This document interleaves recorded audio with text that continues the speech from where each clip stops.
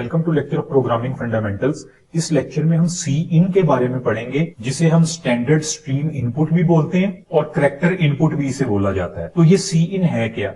जिस तरह अब से पहले जितने भी हमने प्रोग्राम्स किए, हम उसमें सी आउट का यूज करते रहे, जिसे हम बाजुकात कंसोल आउटपुट भी कहते हैं और वो आउटपुट स्ट्रीम भी कहलाती है। आपने देखा होगा कि हम जब एक हेडर फाइल यूज करते हैं जिसको लिखते हैं आईओ स्ट्रीम। आईओ स्ट्रीम क्या होता है? Input output stream. तो ये सी इन जो है बेसिकली स्टैंडर्ड इनपुट स्ट्रीम है, जिस तरह यहां पहले भी लिखा है, cin is the instance of the class istream and is used to read the input from standard input device which is usually a keyboard.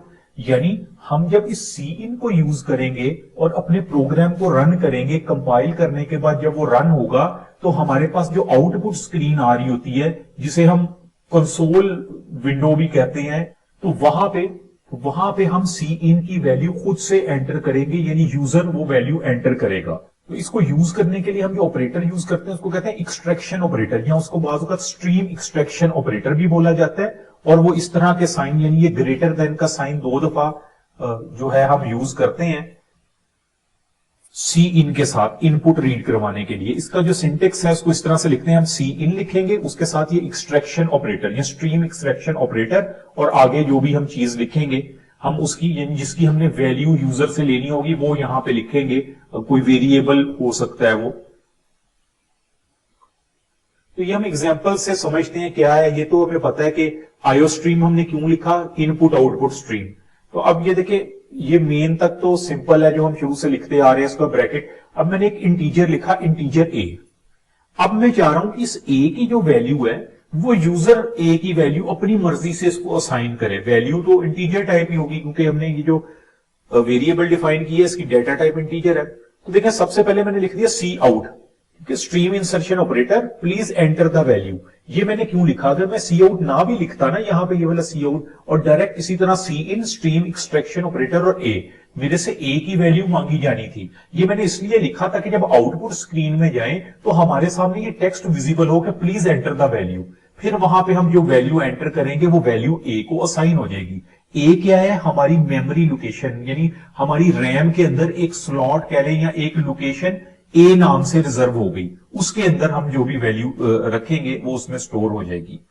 इसके अलावा एक और भी एग्जांपल हम देखें, इस तरह से भी लिख सकते हैं। बेसिकली ये तो उसकी वो हेडर फाइल्स वगैरह ना, इसको तो हम डिस्कस नहीं करेंगे। ये देखें, अब मैंने 3 जो है वो इंटीजर टाइप वेरिएबल डिक्लेयर करवाए, ए, बी और सी, और यहां पे लिखा प्लीज एंटर द वैल्यू। अब मैंने ये देखे सी इन के साथ स्ट्रीम एक्सट्रैक्शन ऑपरेटर डाल के ए, फिर ऑपरेटर बी, ऑपरेटर सी। अब जब मैं इसको एग्जीक्यूट करूंगा तो इसका मतलब है मैं यहां पे पहले एक वैल्यू दूंगा ए की, जो भी मैं कोई वैल्यू देता हूं इंटीजर टाइप, फिर मैं स्पेस प्रेस करूंगा, दूसरी वैल्यू एंटर करूंगा, स्पेस प्रेस करूंगा, तीसरी वैल्यू एंटर करूंगा। जैसे ही तीसरी वैल्यू लिखने के बाद या टाइप करने के बाद मैं एंटर का बटन प्रेस करूंगा तो ये सारी वैल्यूज मेरे इन जो मैंने वेरिएबल डिफाइन किए हैं, डिक्लेयर किए हैं, इनको असाइन हो जाएंगी। यानी इसको और अगर आसान करें तो इसका मतलब ये है कि मेरी रैम में एक मेमोरी लोकेशन, इस तरह से एक मेमोरी स्पेस बन गई ए के नाम से, एक मेमोरी स्पेस बन गई बी के नाम से, और एक मेमोरी स्पेस बन गई सी के नाम से। जब मेरे पास आउटपुट में आया, मैंने एग्जीक्यूट किया, लिखाया प्लीज एंटर द वैल्यू, मैंने पहली वैल्यू फॉर एग्जांपल 10 ऐड की, फिर मैंने स्पेस प्रेस किया 20, फिर मैंने स्पेस प्रेस किया 30।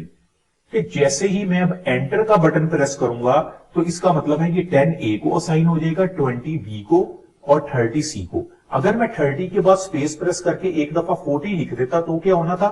ये तीनों तो असाइन हो जानी थी, ये वाली वैल्यू को इग्नोर कर दिया जाना था, क्योंकि मेरे पास तो 3 ही वेरिएबल है और वैल्यू भी मैंने 3 ही दी थी। इसी तरह इसको हम ऐसे भी लिख सकते हैं कि देखिए, मैंने यहां पे क्या किया, ए की वैल्यू फिक्स कर दी, ए इज इक्वल टू 2, और साथ बी और सी 2 वेरिएबल मैंने लिख दिए, और फिर मैंने कहा please enter the value C इन। अब मैंने बी और सी की वैल्यू एंटर करवा ली। ए की वैल्यू तो मेरे पास पहले ही थी ना, मैंने 2 असाइन की हुई है, मैंने बी और सी की सिर्फ वैल्यू जो है वो यूजर से ले ली।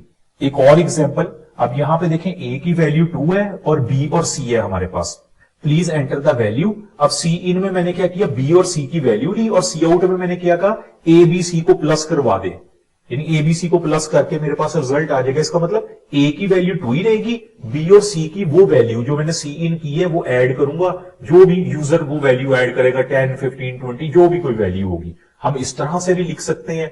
और उसके साथ हम ये एक और भी एग्जांपल आ गई। यहां पे इस एग्जांपल में मैंने क्या किया कि आप देखें, हमने ए की वैल्यू 2 साइन की, बी और सी। यूजर से सिर्फ बी की वैल्यू ली गई और हमने कहा सी एक वेरिएबल जिसमें ए प्लस बी की वैल्यू स्टोर करा दो और हमें आउटपुट में सी दिखा दो। यानी मेरे पास वेरिएबल कुछ इस तरह से बन गए, ए बी, ये मेमोरी में रैम में इस तरह से बनेंगे, ठीक है।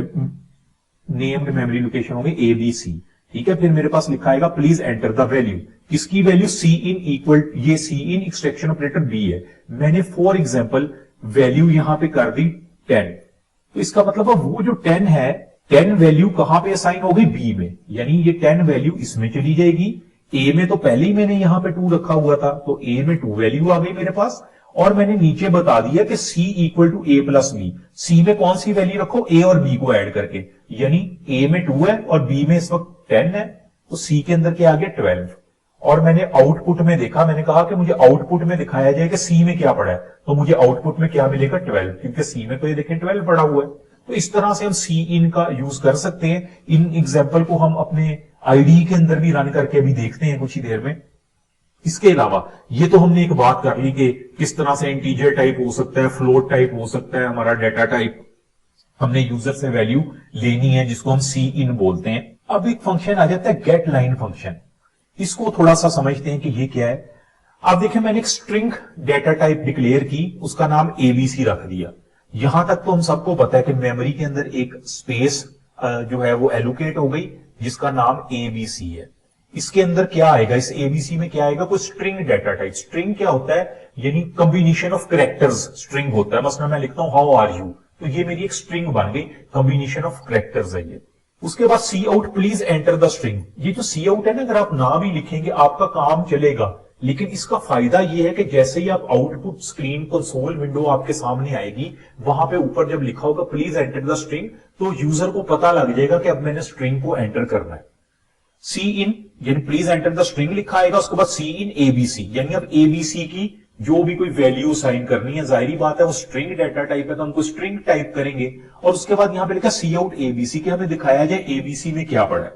अब यहां पे एक इशू है, इशू ये है जब सी इन पूछा गया, फॉर एग्जाम्पल मैंने लिख दिया हाउ आर, इस तरह हाउ लिखा, स्पेस प्रेस करके मैंने आर लिख दिया, ठीक है, फॉर एग्जाम्पल के तौर पर मैं आपको बता रहा हूं सिर्फ।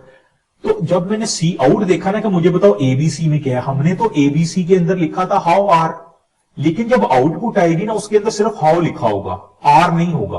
क्यों नहीं होगा, क्योंकि हमने हाउ के बाद स्पेस प्रेस की। जब हमने हाउ लिखा ना तो वो तो हाउ इस एबीसी में चला गया, इस एबीसी जो हमारा वेरिएबल था चला गया। स्पेस प्रेस करके आर लिखा और तो कोई वेरिएबल आगे है ही नहीं है, तो इसका मतलब ये जो है वैल्यू इग्नोर हो जाएगी।